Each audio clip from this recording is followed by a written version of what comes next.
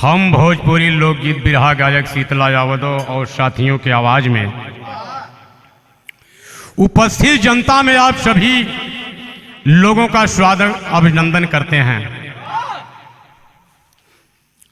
आप लोग सांस्कृतिक मंच के माध्यम से एक बिरहा सुना, जिस बिरहा में राजनीति, कूटनीति, धर्म नीति पावल जाई। तो हमें साथियों कवि जी भूमिका में भाव लिखे। मैं कहता हूं संघर्ष है जिंदगी, कोई हंस कर के फूलों में कांटा चुभाए, दाह में दाब कर भावना कोई खिलखिलाते दुश्मन को गले से लगाए, एकता को तोड़कर कोई लेता मजा, अरे हंसते को रुलाना तो आसान है, कोई रोते हुए को हंसा दे अगर, पूज्य धरती पे सादर यो भगवान है।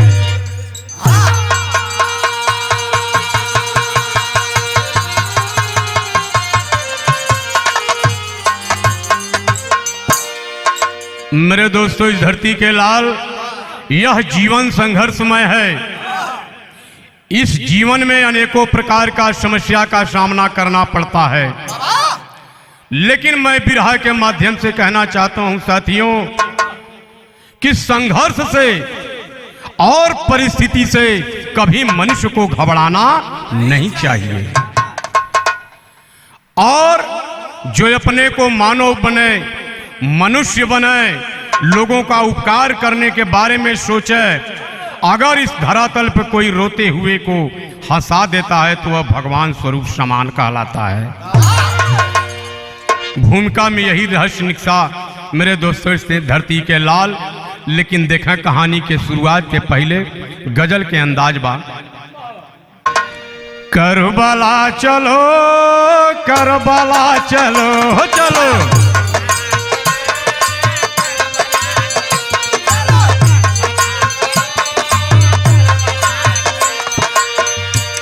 लेकर खुदा का नाम चलो, करबला चलो, करबला चलो, चलो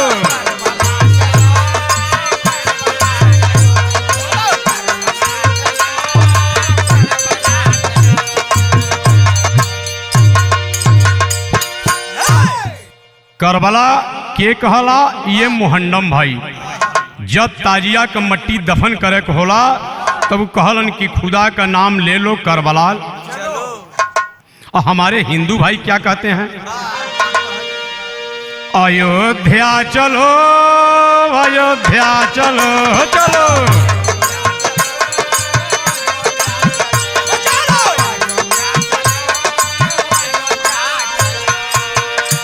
लेकर हरि का नाम चलो, अयोध्या चलो, अयोध्या चलो, चलो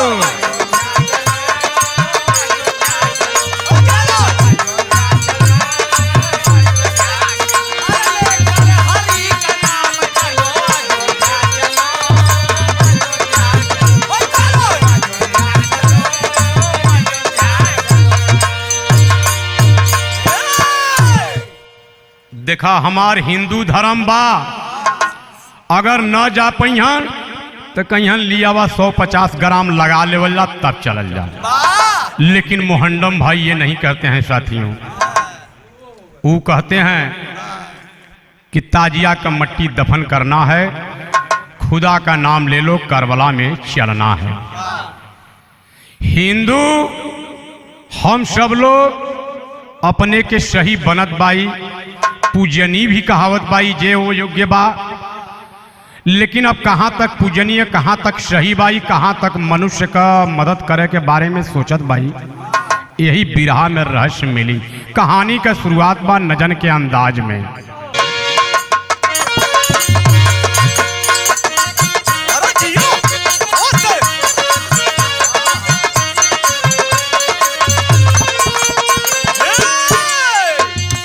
कुठारा घाट जब समाज ऊपर घराए, कुठारा घाट जब समाज ऊपर घोर आए, विवेकी आत्मा तो टूक टूक हो जाए।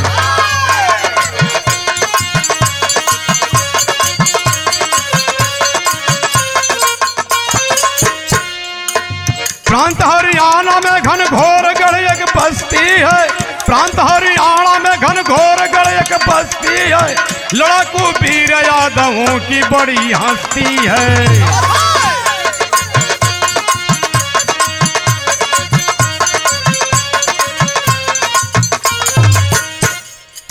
किया औरंगजेब मुल्क में हलचल भारी, किया औरंगजेब मुल्क में हलचल भारी, लुटा घन घोर घर पे घर हुए हैं नर नारी।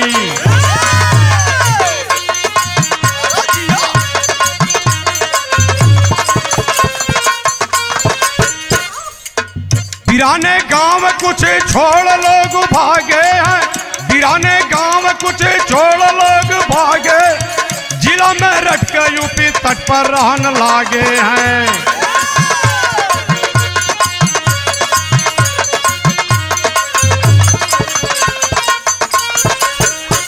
सौरव गौरव दो यादव के ललनवा रहलन, सौरव गौरव दो यादव के ललनवा रहलन, प्रेम का बीरवासी चल स्वच्छ सुमनवा रहलन।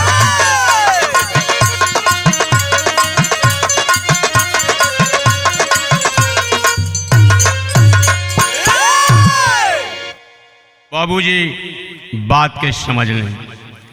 देखा इस हमारे देश में उस समय औरंगजेब शासनकाल करते थे। जब औरंगजेब का शासनकाल था तो उनके सूबेदार ज्ञानचंद छत्री थे। इतिहास गवाहदार बा। इतना बड़ा मुल्क में हलचल कर दिए औरंग मुगल शासक की समय का बात है साथियों, कि कुछ लोगों को घर से बेघर का कर दिए, और जब घर से बेघर के हो गए तो उत्तर प्रदेश और मेरठ के बॉर्डर पर आकर अपना झोपड़ी लगाकर निवास करने लगे। उसी हरियाणा के अंतर्गत देखा प्रमाण मिलता है, इसका नाम था अहिराना। मैं अपने से नहीं कह रहा हूं, यह प्रमाण मिलता है कि इसका नाम अहिराना था। बाद में हो गया हरियाणा। हरि माने भगवान और आना माने आना।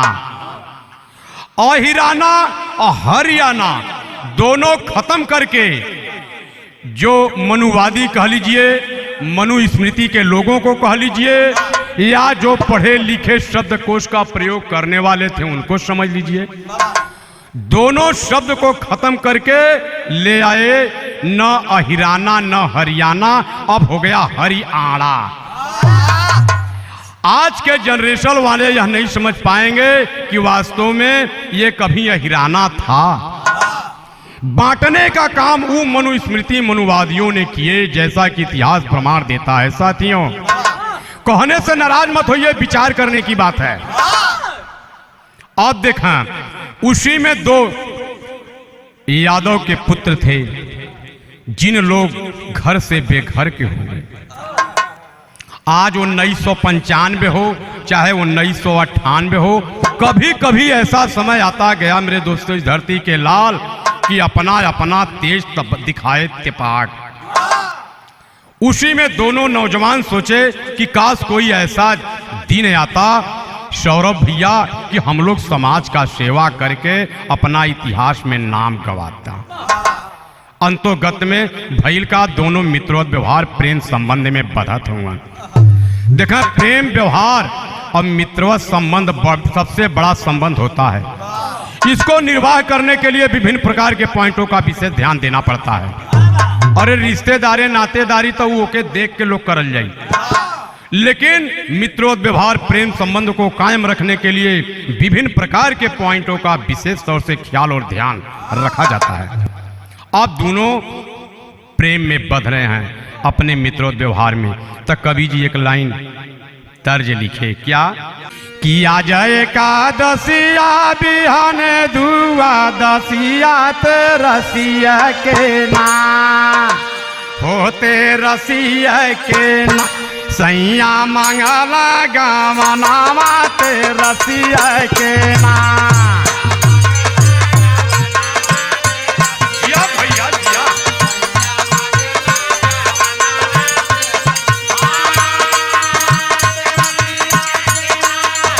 अरे जियो लाल जियो।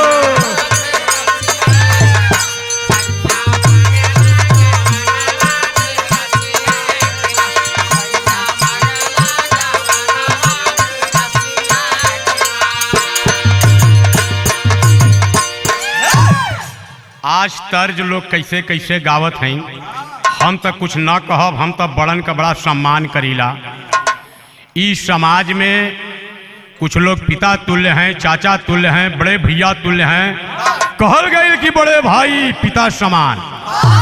तो हमहन ऐसा तर्ज धुन गावल जा कि कौनों का असर गलत न पड़। अरे यहाँ तक पीकर माइक लगल बा, साउंड लगल बा, कहाँ कहाँ तक सुनात हुई। कहने का मतलब विचार करिए। एक लाइन और कवि जी लिखलन का कि उखिया में खेललू रहरिया में खेललू भूलाई गईलू ना, एहो भूलाई गईलू यही शीतला का सुधिया भूलाई गईलू ना।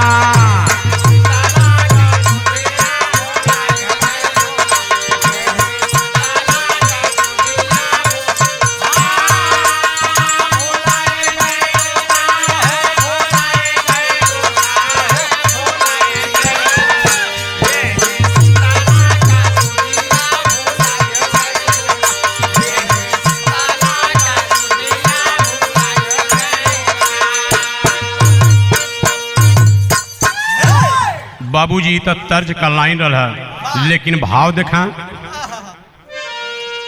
कि मित संग मितवानी भवला मितैया बाधाई गईली ना, एहो बाधाई गईली ना, साची प्रेमावा का डोरिया बाधाई गईली ना।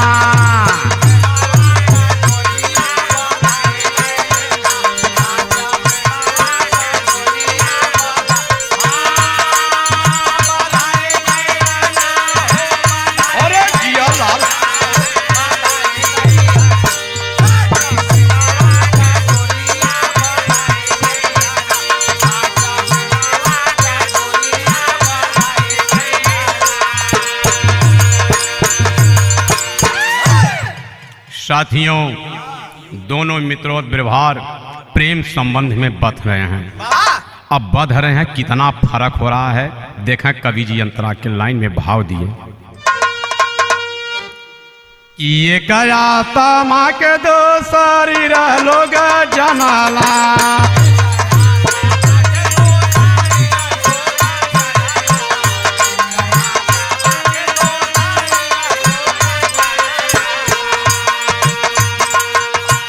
जीवन मरण परन नीत ठनला,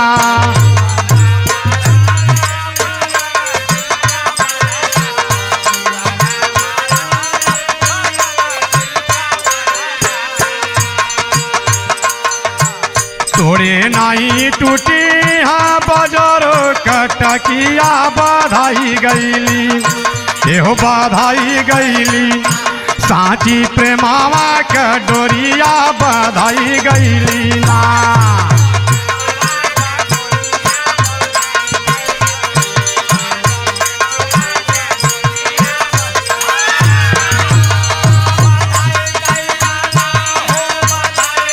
जिया भैया जिया,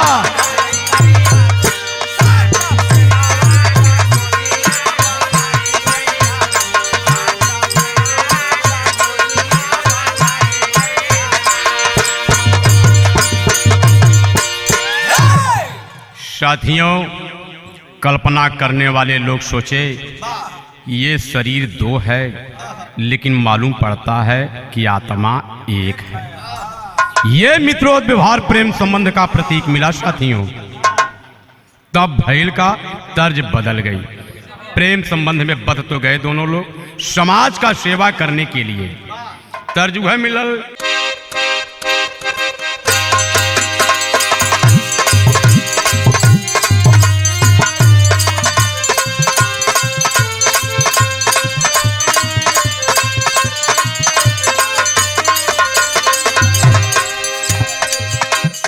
पिया कलकत्ता से आवे हो, अरे आवे हो रेशम के डोरे।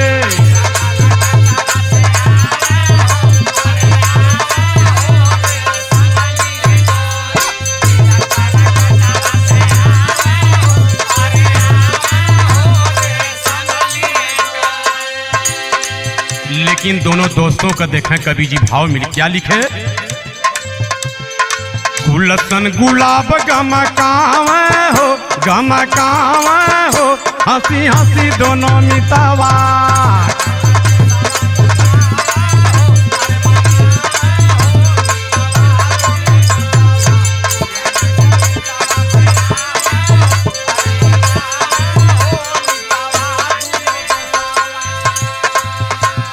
दोनों मित्रों व्यवहार प्रेम संबंध को कायम रखते हुए समय का इंतजार कर रहे हैं और तब तक भोत का हो। गांव में चुनाव प्रधान के आयल,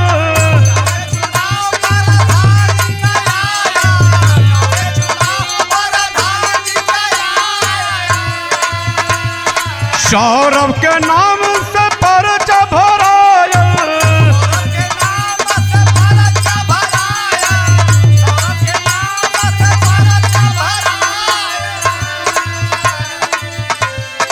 मिलजुल परचा भरावे हो, भरावे हो हंसी हंसी दोनों मितावा।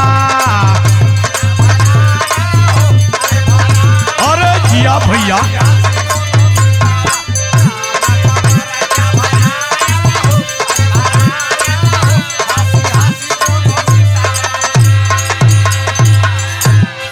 बाबूजी, संयोग की बात, ग्राम सभा में सेवा करने का अवसर प्रदान हो गया। यही प्रधानी का चुनाव आ ही गया। अब दोनों दोस्त सोच लिए कि भैया या तो आप पर्चा दाखिल करिए या तो मैं। साथियों, गांव में कुछ मानिंद लोगों के यहाँ, बड़ बुजुर्गों के यहाँ पहुंच गए और राय सलाह लेने के बाद सौरभ के नाम से प्रधानी का पर्चा दाखिल हो गया। और जब दाखिल हो गया तो 2 दिन 4 दिन 8 दिन बीतता है। अब हम मनुवादी के हैं, मनुस्मृति के हैं या बहुत बड़ा जानकार विद्वान के हैं। साथियों, आप लोग सक्षम और समझदार हैं, समझ सकते हैं कि कौन ऐसा कार्य कर सकता है। मैं तो समझता हूं कि लगभग प्रत्येक गांव में 1-2 कूटनीति करने वाले मिल ही जाते हैं। और राजनीति का बात 1 हफ्ता तक तो चला कि चलिए कम से कम हमारे गांव में प्रधानी आ जाएगा तो गांव का विकास होगा, और गांव का विकास होगा तो घर परिवार का भी विकास होगा। ये राजनेता, राजतांत्रिक और राजनीति के अंतर्गत आता है। लेकिन साथियों, ये 8 दिन 10 दिन बीतने के बाद तो उसी गांव में एक आदमी कूटनीति करने वाला भी मिल गया। वही कहने का मतलब कि हम तो समझते हैं कि प्रत्येक गांव में ऐसा 1-2 मिल ही जाएंगे। अपने को बुद्धिमान समझेंगे, अपने को ज्ञानी समझेंगे, लेकिन काम वही करेंगे 2 टूक का। ये नहीं सोचेंगे कि इनका विकास हो और प्रेम से अपने समाज में ख्याति विख्यात हो। ऐसा उनके हृदय पटल में सोच नहीं होता है बाबूजी। तो आप सौरभ भी यादव और गौरव भी यादव, तो कूटनीति वाले कहे कि यार तुम तो ग्वाल वंश के ग्वाल यादव हो और सौरभ तो अहीर है, अहीर लंठ भुजा में मंठा। वो इतना बड़ा लंठ परिवार का हो। लेकिन साथियों, आज मैं ये बता देना चाहता हूं आप लोगों के इजाजत से कि ये क्यों कहा गया। अब अहिर लंठ कहाई या विद्वान आप लोग सक्षम समझदार हुआ समझ सकल। एक गौड़ परिवार में एक बहू आई। जब नई नई बहू आई तो अपना घूंघटा इतना रखती थी, कितना देख लीजिए आप लोग, इतना रखती थी।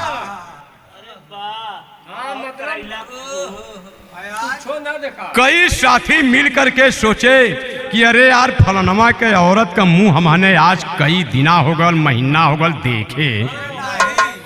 वह अहिर का लड़का मंठा लेकर के पहुंच गल साथियों भुजाने के लिए।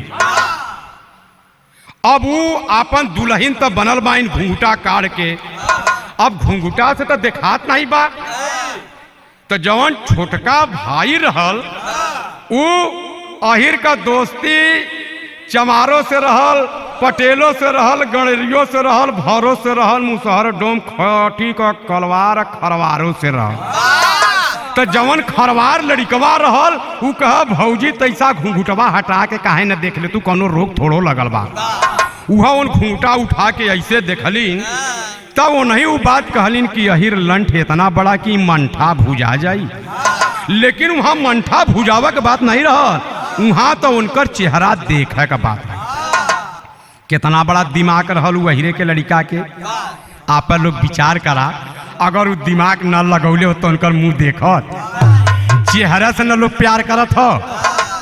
वो मंच पर मत देखा ताका, हम उन्हें देख के नहीं कहत है, तकबा तो झगड़ा लग जाई और राजा राम भैया कितना बचा जाई।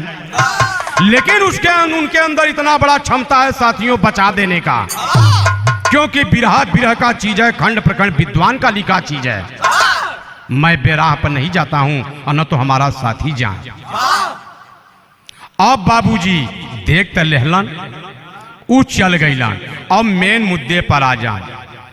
10 दिन जब बीत गल तो कहे कि गोहो गौरव तू तो ग्वाल वंशज, भगवान श्री कृष्ण का वंशज, सौरभ के वंशज का पता हो। लेकिन वो बेचारा कहता था कि ऐसा नहीं है बाबूजी, मानव एक समान, और बाबा भीमराव अंबेडकर बना दिए संविधान, तो संविधान से न देश चली।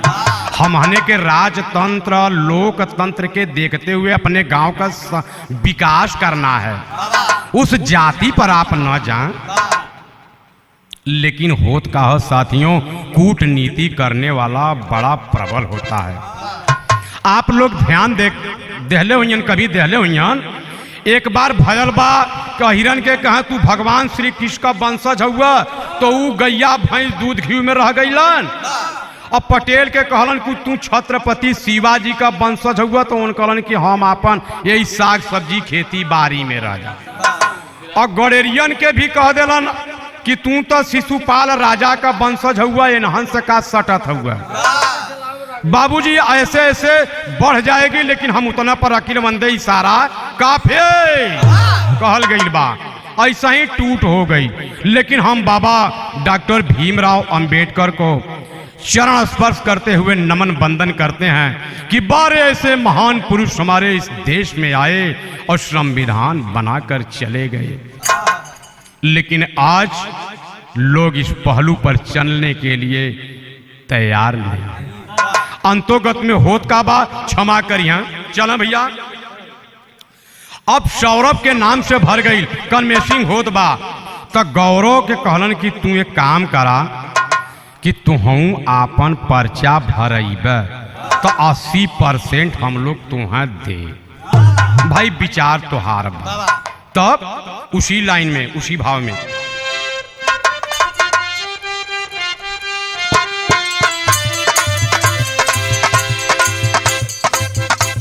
कि गौवा के लोगवा में सोह नहीं आई,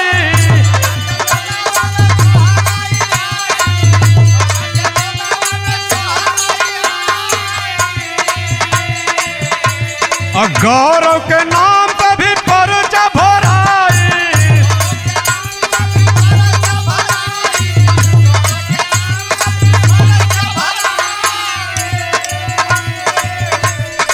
लेकिन गौरव एक बात बोल उस समय कि जब प्रेम का पुष्प पनपता तब गंध कुदरती भर जाए, तब असली क्या है नकली क्या है, बस मित्र मित्र ही मर जाए। अरे हम वफादार हैं, वफा की चाहत करते हैं, हम वफादार हैं, वफा की चाहत करते हैं, फूलों की राह को छोड़कर सदा कांटों की राह पे चलते हैं। एक गौरव की अर्थात खून की बात बढ़ाते हो, हम असली हैं, वो असली है, नाहक हमें भरमाते हो। कहा असली नकली का बात दे करके हम लोगों को भरमाइए मत। मैं भी असली हूं, वो भी असली है। आप लोग मतदान दीजिए और ग्राम का विकास, परिवार का विकास करने का पावन शुभ अवसर आया है, करने दीजिए। लेकिन होत का बा, एक लाइन तर्ज मिलल, तर्ज बदल गई कि सुंदर जाली पनियारी न कुआं नायु बड़ा तलावा। जिया भैया जिया।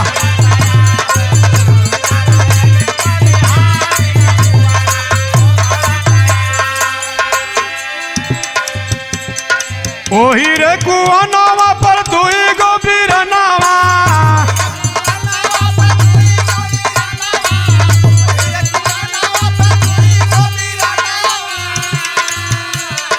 एक लक्ष्मण के राम कुआं नायु बड़ा तलावा।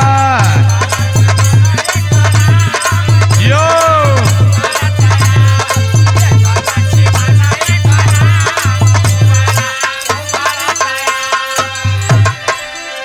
बाबूजी तर्ज हल, लेकिन बिरहा में भाव देखें। इतना कहने के बावजूद भी कूटनीति करने वाला क्या किया? जाना कूटनीतिया का हाल चाल चुगुलन के ना छूटा।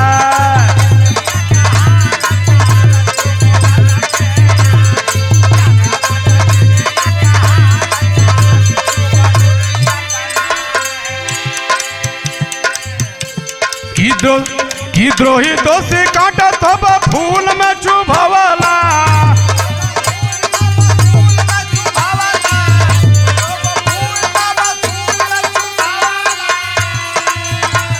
और गौरव के नाम से भी पर्चा भरवला।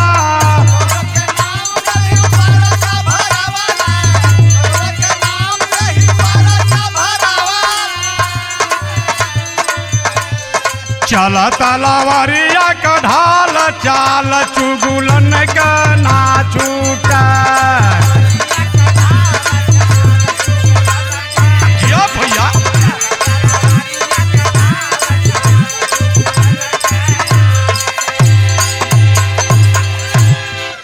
बाबूजी अंतोगत में कूटनीति करने वाला 20 पड़ गया। सौरभ के नाम से तो पर्चा दाखिल करके कन्वेंसिंग करने को कौन कहे? 12वें दिन जाकर के गौरव के नाम से भी पर्चा दाखिल हो गया। अब आप लोग समझ सकते हैं गौरव अपना कन्वेंसिंग करा कि सौरभ का।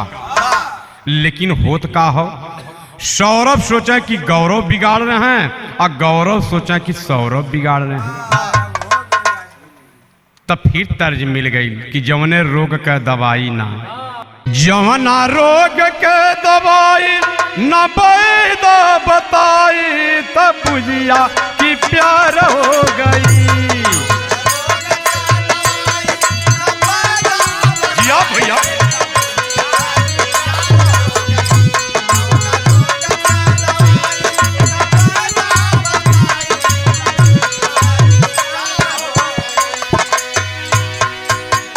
लेकिन बिरहा में भाव लगल।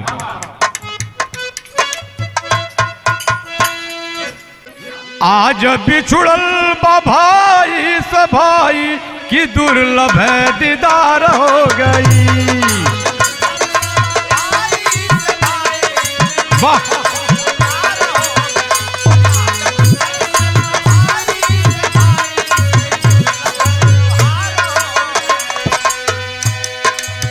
होत का साथियों, चौकड़ा के भाव मिलल। भूले हैं ज्ञान मान सब मिताई छोड़कर, बदनाम राजनीति है भलाई छोड़कर। दोनों दोस्तों के दिल में है भावना जगी, गौरव चला मलेटरी में दिल ठेस है लगी। घरवा बहिना अकेले बुढ़िया माई की सहज में हार हो गई।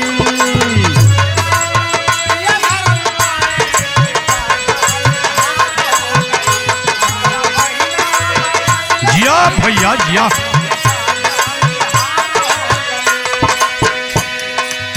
बाबूजी, घर पे एक बूढ़ी माँ और एक नौजवान बहन गौरव की बची जब वो मिलिट्री में चल गए।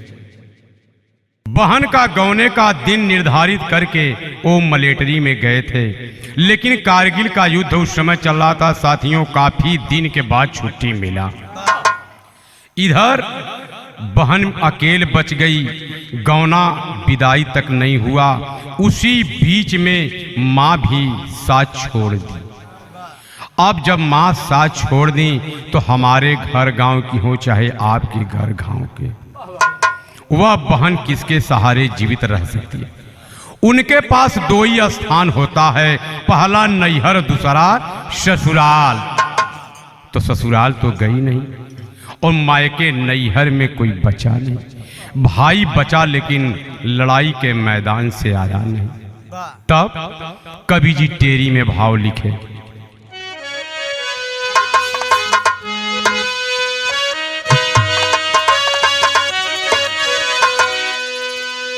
बिरनावा नाही अइले घरवा कि अरे मोरे राम, अरे बिरनावा नाही अइले घरवा, टाकी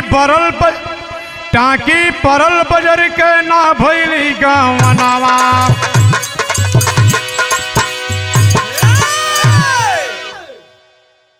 साथियों, उस समय वह बहन मालती अपने आप को, अपने आत्मा को कष्ट ले रही है, दुख बेसहन हो रही है। कवि जी भाव लिखे क्या, दुख विहीन गमगीन बहन, दिखलाती कोई राह नहीं, तजी प्राण बुढ़िया माता, अब सहन करन की आह नहीं, अरे जर मांग सिंदूर बिना, अब जीने की है चाह नहीं, नीक न लागे नैहर नगरी, और नीक न लागे नैहर नगरी, ससुर की परवाह नहीं।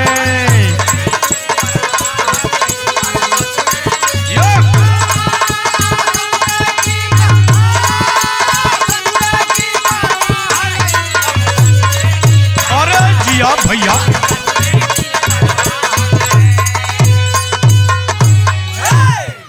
बाबूजी, वह लड़की सोच गई कि अब यह सिंदूर भरना भी आज के बाद व्यर्थ है। अरे भाई, किसके सहारे मैं यहाँ रहूं? पिताजी बचपन में साथ छोड़ दिए, एक माँ थी वो भी साथ छोड़ दी, भाई मेरा मिलिट्री कारगिल के युद्ध के लड़ाई के मैदान में चला गया, वो आज तक वापस नहीं हुआ। गौने का दिन रख करके चला गया, लग रहा वो भूल गए। अब मैं किसके सहारे जीवित रहूं? साथियों, अपने मन में वह लड़की मालती एक बात सोच गई। का सोचले साथियों? एक लाइन तर्ज मिलल कि सुन कैला राजाऊ, अरे सुन कैला राजाऊ की कचौड़ी गाली, सुन कैला राजाऊ, और मिर्जापुर के कैला गुला जारो कचौड़ी गाली, सुन कैला राजा।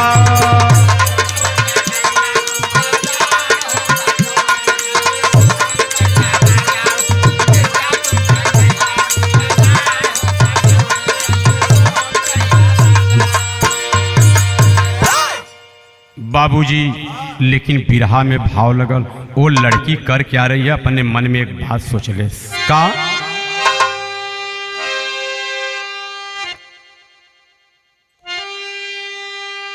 कि अरे चलल बहनिया, ए भैया चलल बहनिया की, घरावा से चलली बहनिया की, गौवा से चलली बहनिया, और घरवा के धाई के चरानिया गंगा से चलली बहिनिया।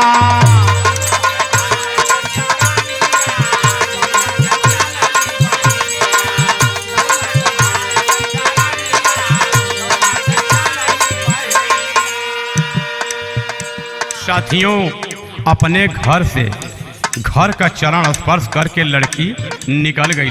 मन में अपने सोचले का अंतरा में भाव बा कि सोच गईली बहिना आज, सोच गईली बहिना आज दे बजनावा।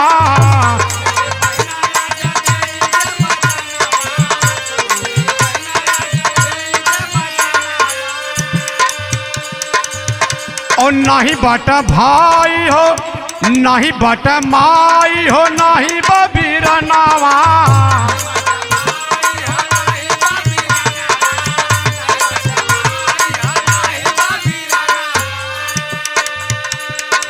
कि नहीं बाटा माई और नहीं बबीरनावा की घरवा से चलली बहिनिया।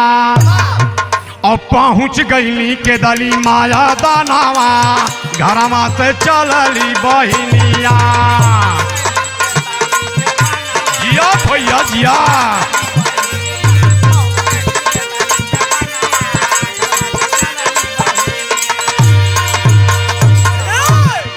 बाबूजी, वो लड़की अपने घर का चरण स्पर्श करके निकल गई। लोग कहला हिंदू धर्म सबसे बड़ा धर्म बा, और तब से आज तक धर्म चलत बा। धर्म के पीछे का होत बा एकर कल्पना कितना लोग करी हैं। लेकिन वह साथियों सोच गई गजब की हिम्मत उस वीरांगना बहना को अपने घर का चरण स्पर्श जोड़ी का करके निकल गई। और जब निकल गई सोच गई कि आज अपने जीवन को हम यहाँ से त्याग दें। और निकल करके चलल कहाँ, दिल्ली और नोएडा के बीच में वह केदली मैदान के जगह के नाम से आज भी वह जगह विराजमान बा। जब वहां पहुंच गई तो गौरव का जो बड़ा भाई जिनको माने थे सौरभ, उन्हीं से वहां भेंट होता है। पूछे, अरे बहना तुम ये रात में यहाँ कहाँ से, क्या तुम मालती बहन हो कि मेरा पूछना सही है या गलत? वह सौरभ पूछ रहा है। और क्या पूछा, कवि जी पहपट में भाव लिखे बाबूजी।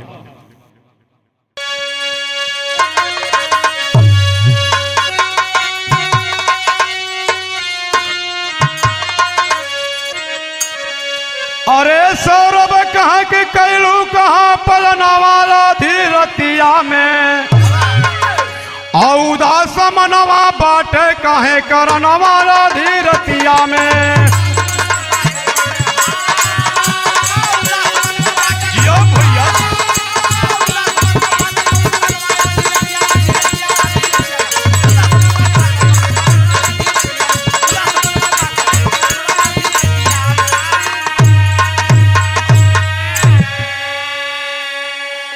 कह मालती गवने के दिन लौटल द्वार से डोली हो, और निरमोही समाज हमके बोली उलटी बोली हो।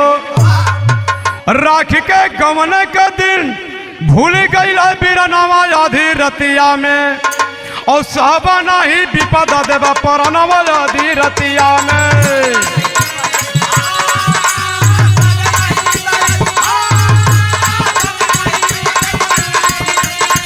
जिया भैया जिया।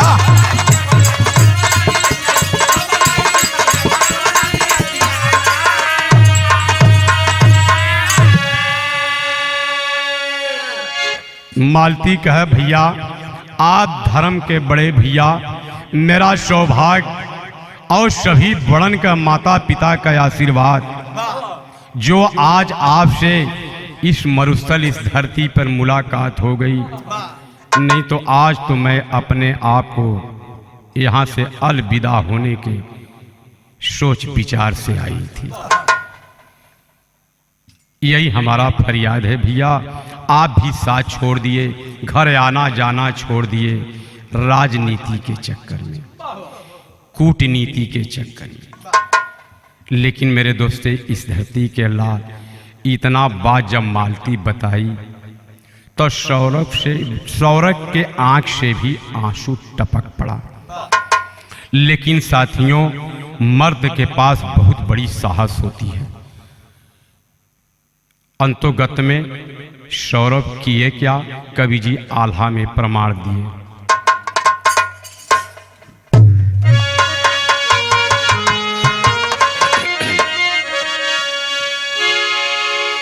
अरे शरणगत सरानिया में पड़ गई बहनिया भैया,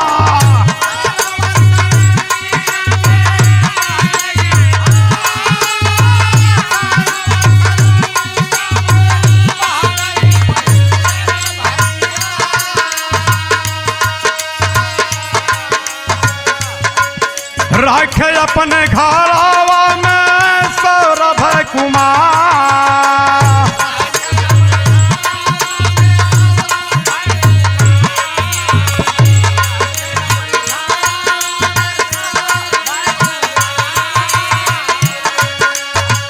जो तेरा सौरभ पीतल पहरवा भैया, जो जिया भैया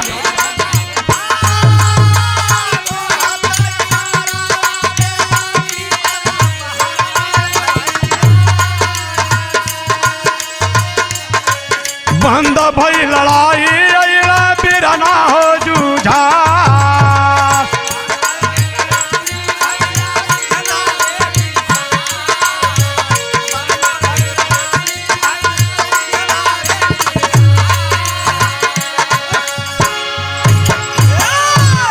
बाबूजी, धर्म का भाई वह सौरभ कहे, बहन अगर तुम मेरे भवन में चलकर रहना, आपके मन की बात अब हम नहीं सुनेंगे।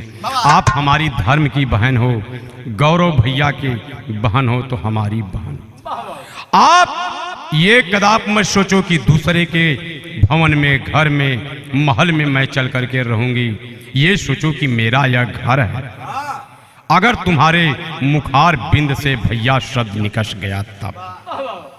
साथियों, इस धरती पे अगर सच्चाई है तो वह प्रेम, सच्चाई है तो मृत्यु, अगर शक्ति है तो प्रेम। इससे बढ़ करके, शक्ति से बढ़ करके इस मरुस्थल पर कोई शक्ति नहीं है जो प्रेम कहलाता है। वैसे ही भैया शब्द पवित्र शब्द माना गया मेरे दोस्तों इस धरती के लाल। आज सौरभ वही शब्द दे करके मालती को ले गए अपने भवन। भाई बहन के संबंध से जीवन निर्वाह कर रहे हैं, और जब निर्वाह कर रहे हैं तो गौरव को छुट्टी मिल जाती है। काफी दिन तो बीत गया प्रेमियों, जब अपने गांव, अपने भवन आए तब उसी भाव में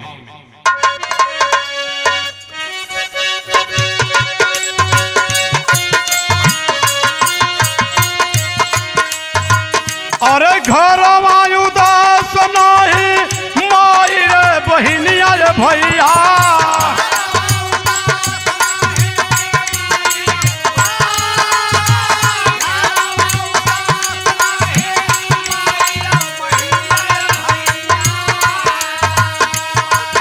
गाँव के लोग वही में पूछे जा।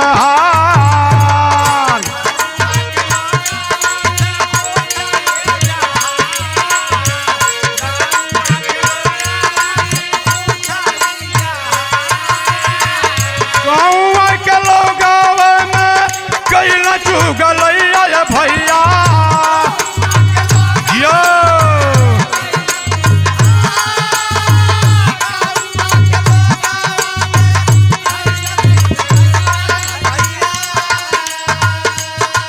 धोखेबाज मीतावा हो सौरभ तुहार।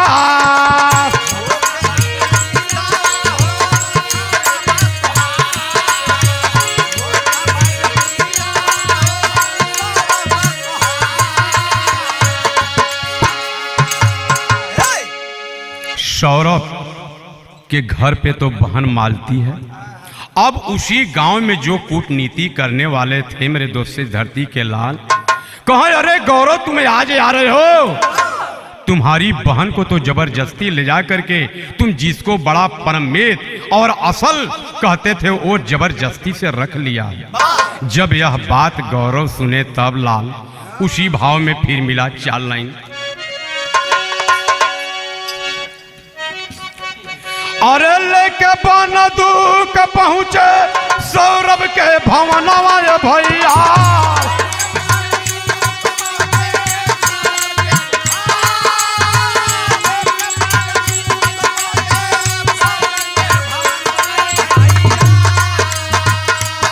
ललकार तब दुआर पे जाए।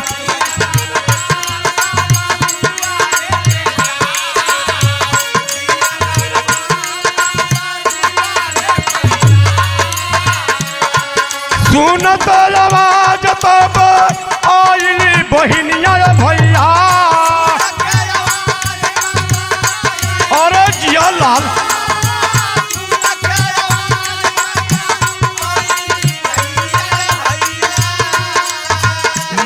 दिन पर आइला हो बीरना हमार।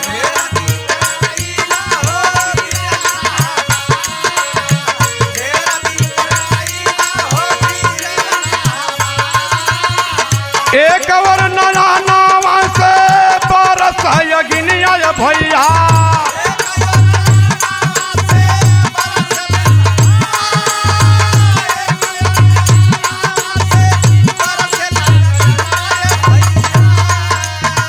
दूसरी नया नावा से आंसू के धार।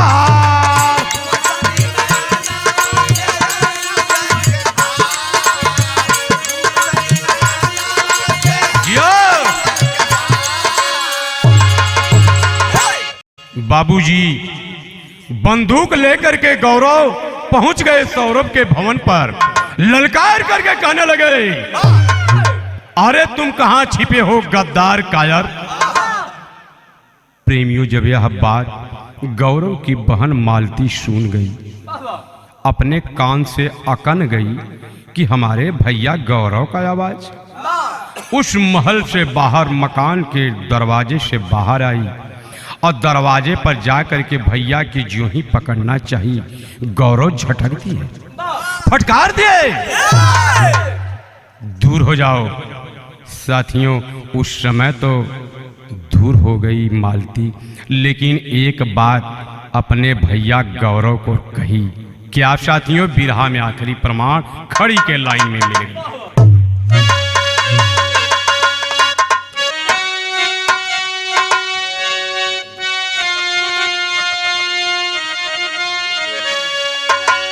अरे मित्र के संग खेला जिना कलंकी होलिया, तब पहले बहिनी ऊपर बिरना हो चलावा गोलिया।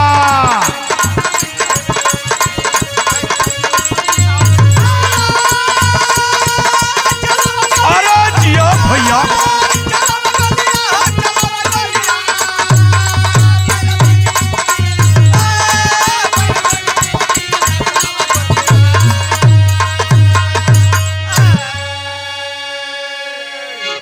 कहे मालती का कहे आप धर्म के बड़े भैया सौरभ को कलंकित कह रहे हैं। अरे भैया सुनिए, याद करो उस दिन के भैया समय पूर्ण जो भैले गवन का डोली द्वार से लौटल मदद कोई ना कैले, तो भैला माई का मरनावा चलावा गोली। आप बहुत बड़ा मर्द बनने लगे। यह बात जब मालती बोली गौरव सुने बाबूजी तब मन धिक्कार उठा गौरव का, बार बार पछताए। तनी हुई बंदूक तुरंत अपनी तरफ घुमाए। सौरभ आ गई समनावा चलावा गोलिया।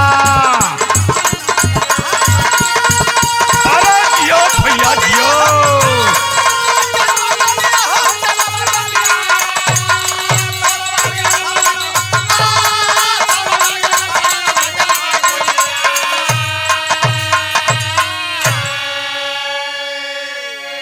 यह बात तो सुन लिए गौरव बाबूजी अपने आत्मा को गलानी तो लेने लगे। तब सौरभ भी अपने भवन से बाहर आया और जब बाहर आए तो गले नहीं मिले। किए क्या? पकड़ लिया बंदूक मित्र का, शकान गोली छोड़ी, नेता गिर के चक्कर में छूट गयल, एक फूल से दो जोड़ी। तब खून के पहचाने ला खुनावा चलावा गोली। सोच गया कि आज इस धरती पे एक एक से बढ़ करके आदर इज्जत सम्मान बचाने वाले करने वाले लोग हैं साथियों। इसलिए उसी नेतागिरी के चक्कर में पड़ एक लाइन महाभारत से भी प्रमाण मिलता है। क्या? कि 56 कोट यदुवंशी मर गए सब आपस में लड़कर, बैर मत करो भाई भाई राजनीति में पड़कर, तराखा शक्ति संगठनावा चलावा गोलिया।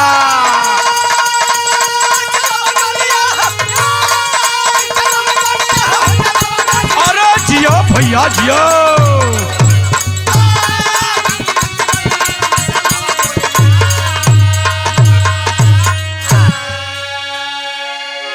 उदाहरण के रूप में मेरे दोस्तों इस धरती के लाल कूटनीति में कितनी बड़ी प्रबलता का पहचान। जो अपना वही अपना कूटनीति करता है। लेकिन बाबा साहब ने भी बोले थे कि संघर्ष करो, संगठित रहो, शिक्षित बनो, अपने जीवन से जरा भी घबराओ नहीं। तो गुरु बिहारी गुरु सरजू, गुरु बिहारी गुरु सरजू, गुरु राजनाथ अनुरागी, स्वर्ग बसे गुरु सरजू, श्याम नारायण नेहलागी, बीरनवा नाही अइला घरवा, गायक यादव शीतला माधोपुर मकनवा, बीरनवा नाही अइला घरवा।